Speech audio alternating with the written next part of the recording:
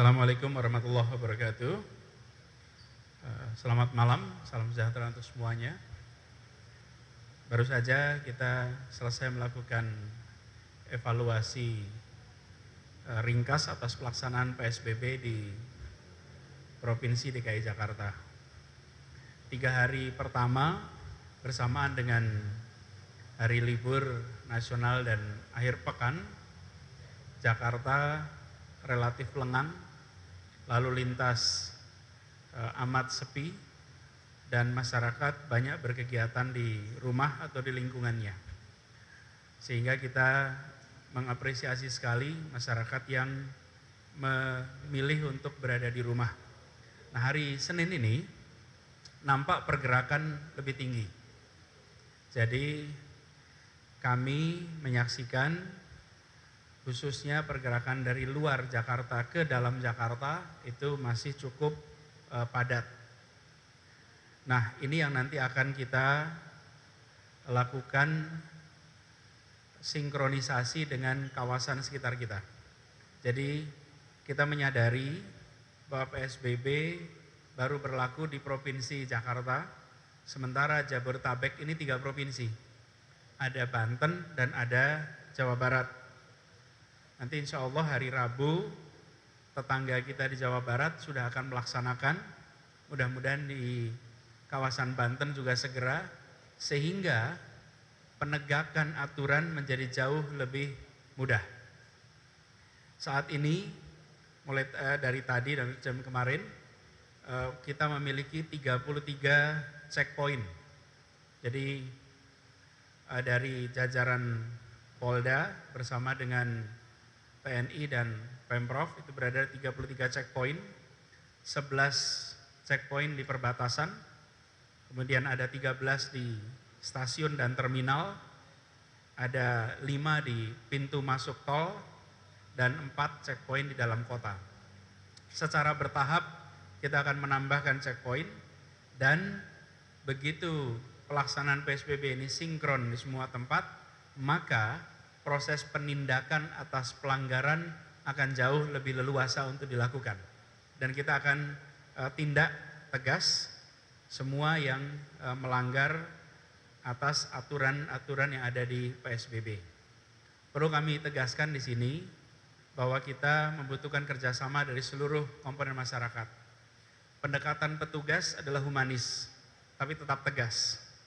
Kita menginginkan perlindungan kepada seluruh masyarakat dinomorsatukan, dan itu artinya ketentuan-ketentuan dalam PSBB supaya ditaati.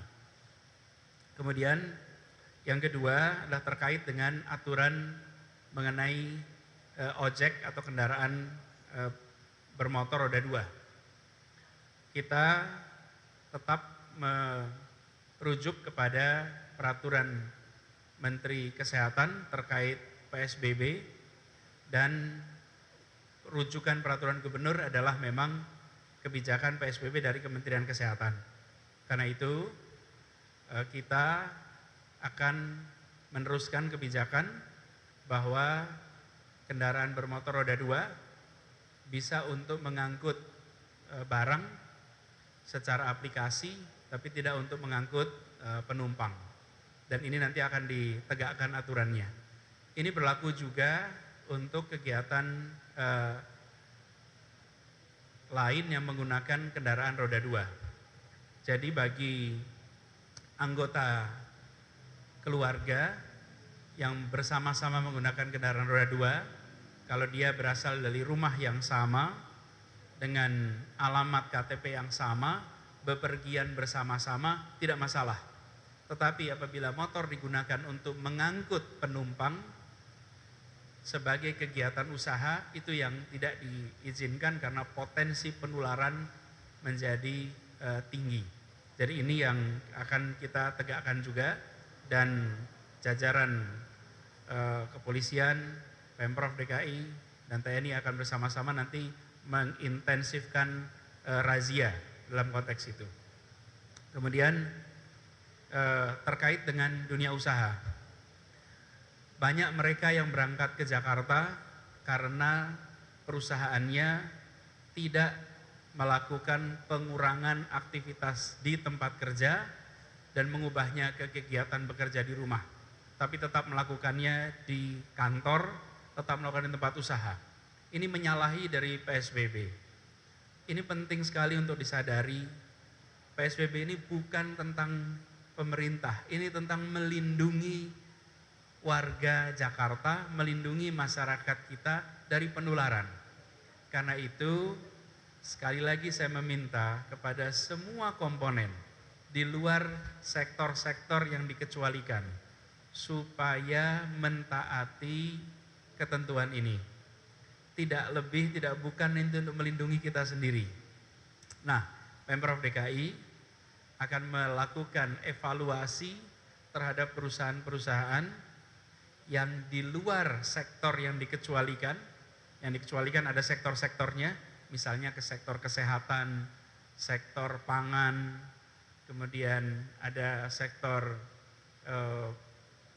transport perhotelan, kemudian ada sektor energi. Sektor-sektor yang dikecualikan memang bisa beraktivitas, tapi di luar itu tidak bisa. Karena itu kami berharap segera ditaati, karena review akan dilakukan dan kami akan melakukan tindakan tegas, bisa berbentuk evaluasi atas izin-izin usaha.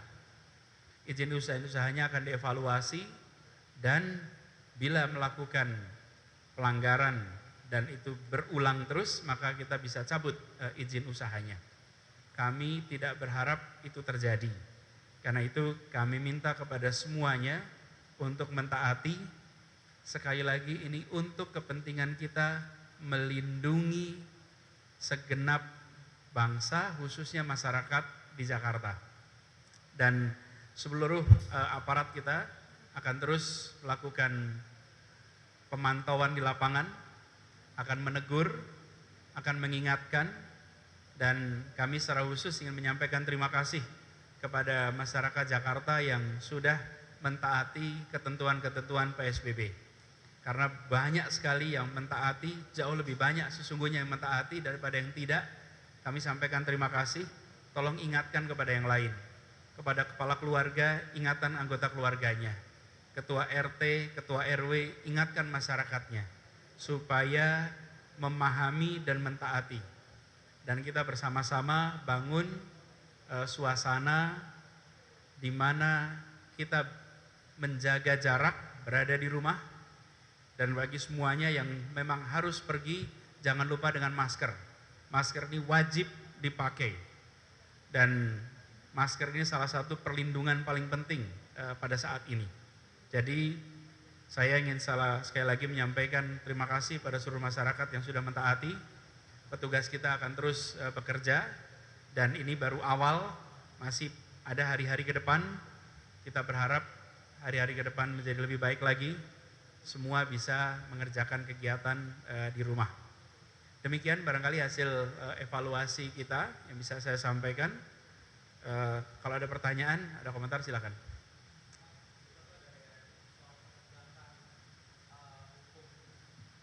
Tutor Pak dari RRI, soal penegakan hukum di jalanan, itu kan tadi Bapak bilang hari ini per hari ini tuh ada gelombang peningkatan kendaraan di DKI Jakarta. Nah itu konkretnya penegakan hukumnya di jalanan itu bagaimana Pak? Ya. Nah terus Mas ada tangkapan gambar situasi di KRL komuter lain yang masih penuh sampai saat ini di tengah PSBB, nah, itu gimana Pak? Ya, pertama ada checkpoint sekeliling Jakarta sebelum masuk. Di situ dilakukan pemeriksaan.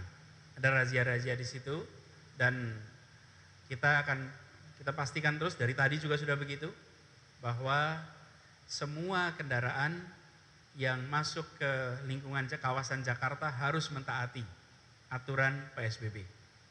Itu satu. Dan kedua, terkait dengan KRL. Jadi nanti di kawasan, terutama kawasan tetangga kita di Bogor, di beberapa tempat yang lain, mereka akan melaksanakan PSBB hari Rabu. Jadi harapannya nanti akan sinkron dengan polisi di Jakarta. Tapi saya perlu garis bawahi bahwa selama perusahaan di Jakarta tidak mengurangi aktivitasnya, mereka akan terus masuk ke sini. Jadi penumpukan-penumpukan ini terjadi bukan semata-mata karena mereka mau berpergian, tapi karena perusahaan-perusahaannya tidak mentaati di sini. Karena itulah perusahaan-perusahaan ini akan dievaluasi, perusahaan-perusahaan ini akan diperiksa, dan bila tidak mentaati akan dapat sanksi. Jadi kita tidak bisa hanya mengatur transportasi umumnya, tetapi tidak membereskan di aspek ketertiban perusahaan-perusahaan yang berada di sini. Pak, mungkin satu lagi soal sekarang ini kan banyak muncul gerakan-gerakan kemanusiaan membantu sesama gitu. Nah tadi saya sempat melintas di kawasan Kramat Jati. Nah di situ ada bantuan kemanusiaan melalui warteg gratis atau operasi pangan gratis. Nah itu justru malah menimbulkan keramaian, banyak orang yang mungkin membutuhkan makanan terus mengantri dempet-dempetan, akhirnya nggak social distancing. Nah ini gimana, apakah mereka organisasi kemanusiaan ini nggak koordinasi sama Pemprov atau gimana sih Pak sebenarnya? Begini, sebenarnya bagi kita semua menghargai niat baik untuk membantu saudara-saudara kita yang mengalami kesulitan di tengah himpitan perekonomian seperti sekarang. Kami harus apresiasi nomor satu, bahwa pembatasan sosial menghasilkan justru solidaritas sosial karena membantu sesama. Itu kita apresiasi niat baiknya membantu. Yang kedua, saya ingin sampaikan kepada semua yang ingin membantu untuk koordinasi dengan Pemprov, dan kami akan dengan senang hati. Paling mudah datangi kelurahan setempat, nanti langsung akan dibantu untuk mekanisme distribusinya. Jadi kalau mau tidak langsung ke provinsi, mau langsung ke wilayahnya, silahkan. Kelurahan kita akan siap untuk membantu. Di Pemprov Jakarta sendiri sudah dibangun hubungan dengan lembaga-lembaga yang mengelola bantuan sosial. Nah, yang dikoordinasi ini proses pelaksanaannya jauh lebih teratur karena tidak dengan cara mengumpulkan orang, tapi justru dengan mengantarkan barang. Bansos dari kita juga dikelola begitu, bukan dengan cara warga berkumpul, tapi dengan diantar ke RW, lalu nanti oleh RW bersama dengan Karang Taruna, FPGM, kemudian mereka semua yang nanti akan mendistribusikannya, begitu ya. Oke, terima kasih teman-teman sekalian atas perhatiannya, dan sekali lagi saya sampaikan terima kasih kepada seluruh masyarakat yang sudah bekerja bersama menyelamatkan kita semua dari penularan. Saya berharap ke depan kita lebih tertib dan insya Allah kita bisa segera terbebas dari pandemi COVID-19 ini. Terima kasih. Assalamualaikum warahmatullahi wabarakatuh.